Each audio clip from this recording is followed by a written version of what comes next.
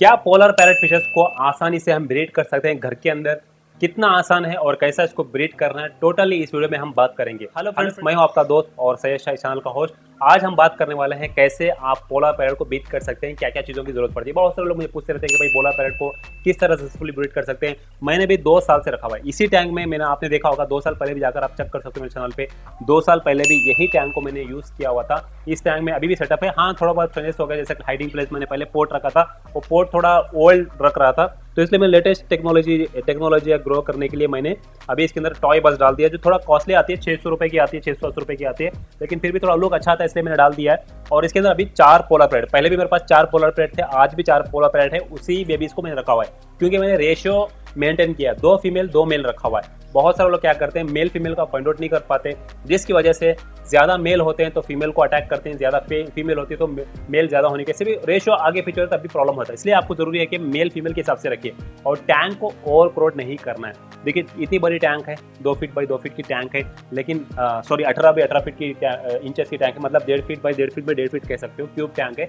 लेकिन मैंने कभी भी दूसरे फिर लाकर नहीं डाला, ना मैंने गप्पीज डाला, ना मैंने पोलर पैरेट के साथ दूसरे को फिर डाला। हालांकि बहुत सारे ऐड कर सकते हैं, लेकिन मैं इनको डिस्टर्ब नहीं करना चाहता, इसलिए मैंने सिंगल इनको अलग रखा हुआ है ताकि ये पीसफुली रहे, जिसकी वजह से आज भी 2 साल होने के बाद भी ये फिशेस मेरे पास अभी भी यहाँ पर मौजूद है, ले सकते हैं यहाँ पर, तो ये अच्छे से ब्रीड भी कर जाते हैं। तो ब्रीड करने के लिए फटाफट मैं बोलता हूँ 3 चीज़ों का ध्यान रखना है, इसकी वजह से आपकी पोलर पैरेट फास्ट ब्रीड कर सकती है। सबसे पहले आपको प्रोवाइड करना है प्रॉपर पेयर, जैसा कि मेल फीमेल आपको एक एक आइडेंटिफाई करना है, ये आजकल बहुत मुश्किल होता है। मेल इजी है, मेल को हेड को थोड़ा पॉपअप रहता है, देखने से मालूम कर सकते हैं। फीमेल को हेड पॉपअप नहीं रहता, हल्का सा पॉपअप रहता है मेल को, फीमेल को हल्का सा पॉपअप नहीं रहता है। आप देखकर ही मालूम कर सकते हैं मेल फीमेल कैसा मालूम करना है। मैं यहाँ पर स्क्रीन पर आपको दिखा रहा हूँ, ये देखकर आप मालूम कर सकते हैं कैसा मेल फीमेल फाइंड आउट करना है। यहाँ पर आपको डिटेल पिक्चर समझ में आ रहा होगा, फिर भी अगर नहीं समझ में आ रहा तो मैं इंस्टाग्राम में आपके फीचर्स का वीडियो लेकर भेज देना।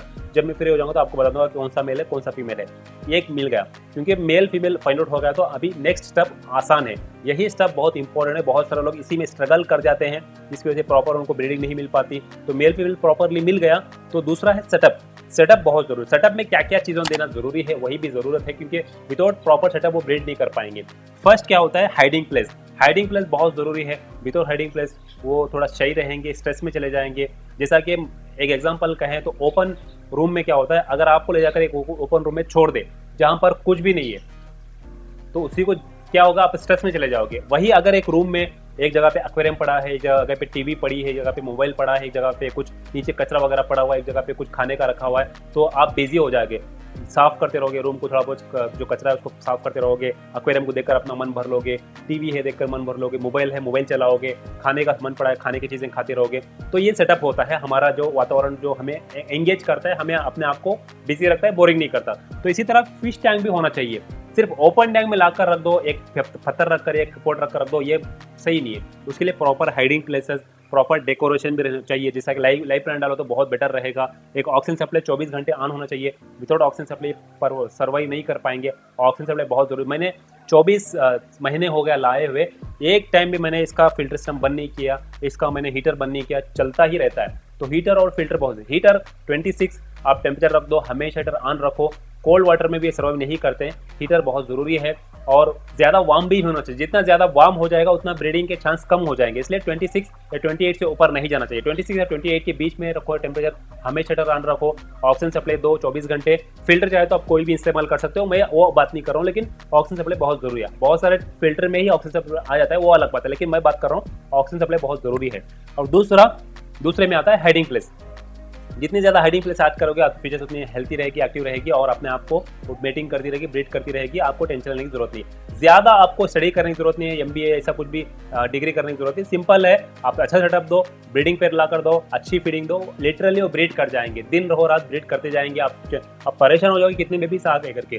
थर्ड लास्ट स्टेज है, फीडिंग बहुत जरूरी है। जितना अच्छा फीड दोगे उतना अच्छा फिशेस अपना कलर ग्रोथ दिखाएगी, एक्टिवनेस दिखाएगी, हेल्थी रहेगी। तो इसलिए आप फीडिंग में चाहते हो पैलेट दे सकते हो, जो सिंकिंग पैलेट्स आते हैं वो दो, बेस्ट रहेगा। रिकमेंडेशन मेरा वही है कि सिंकिंग पैलेट हो, क्योंकि कभी कभी फिशेस ऊपर नहीं आ पाते हैं पिकअप करने के लिए। सिंकिंग पैलेट दोगे, नीचे जाकर फूड बैठ जाएगा तो वो आराम से खा लेंगे। सिंकिंग पैलेट दो, या आप उसको टेट्रा फूड दो, या कोई भी गप्पीज को जो फूड फीड करते हैं, जो छोटे फिशेस का फूड होता है, वो आप इनको आराम से दे सकते हो, या ब्लड वर्म दे सकते हो, या छोटे जो रा चिकन दे सकते हो वो भी दे सकते हो, या प्रॉन्स को छोटा करके भी दे सकते हो। इस तरह का फूड प्रकार देना है। और लाइटिंग ज़्यादा इस्तेमाल नहीं करना, मीटिंग के टाइम पे डेली 6 घंटे इस्तेमाल करो काफ़ी है। तो इन 3 चीज़ों का ध्यान रखोगे, एक टैंक एक तो ब्रीडिंग पेयर मिल गया, दूसरा डेकोरेशन, टैंक का वातावरण आपको प्रोवाइड करना है प्रॉपरली, तीसरा फीडिंग। फीडिंग आप देख लोगे तो बेबीज वो आप देखते जाओगे कि 1-2 हफ्ते या 1-2 महीने में वो ब्रीड कर जाएंगे। एक बार स्टार्ट करेंगे तो बैक टू बैक बेबी देते रहेंगे। वन टाइम में एटलीस्ट 100 बेबीज इनके निकल जाते हैं। तो वो आपको चिंता करने की, हाँ, वन टाइम में 100 बेबीज निकल जाते हैं। और साथ में लास्ट अगर बात करें तो जो ब्रीडिंग बेबीज आ जाते हैं, एक बार अंडे ले करती है फीमेल, तो वो फीमेल अंडे ले करने के 3 दिन बाद अंडे से बेबीज निकल जाते हैं। तो 3 दिन के बाद जब बेबीज निकलते हैं तो इमीडिएटली उनको फीड नहीं करना, 1 दिन के लिए छोड़ देना, क्योंकि जो एग योल्स रहते हैं, जो एग का छिलका रहता है, वो उसी को खाकर बेबीज जो है वो अच्छे से 1-2 दिन सर्वाइव कर लेते हैं। तो 24 घंटे के बाद, बेबीज आने के 24 घंटे के बाद आप फीडिंग स्टार्ट कर सकते हो। लाइक नॉर्मल जो पैलेट्स होते हैं उसको क्रश करके दे सकते हो, सिंगिंग पैलेट्स आते हैं, मोइना कल्चर आता है, उसको भी आप करके दे सकते हो, या मार्केट में बहुत सारे फूड अवेलेबल हैं जो सिर्फ बेबी फूड के लिए ही अवेलेबल है, वो फूड इनको देकर आप इनको बेबीज को ग्रो कर सकते हो। 4 हफ्ते तक बेबीज को साथ में रखना है। 4 हफ्ते के बाद इनको बेबीज को पेरेंट्स से अलग कर देना, क्योंकि 4 हफ्ते के बाद फिर दोबारा फीमेल एग लेकर देगी, मेल फीमेल के एग को ये जो है उसको देखभाल करना स्टार्ट करेगा। अगर उसके खुद के पहले बैच वाले बेबीज भी उसके सामने आएंगे, एग्स के सामने, तो वो उनको खा जाएंगे या मार देंगे, ऐसा होता है। तो इन चीज़ों का ध्यान रखो तो आप भी अपने पोलर पैरट को फास्ट ब्रीड कर सकते हैं। तो ये आज सिंपल स्टेप था कि किस तरह आप अपने पोलर पैरट को ब्रीड करवा सकते हो। तो आई होप आपको वीडियो पसंद आएगा। इस तरह के बहुत सारे टॉपिक आते रहते हैं। वीडियो को लाइक शेयर जरूर कीजिए। Thank you for watching.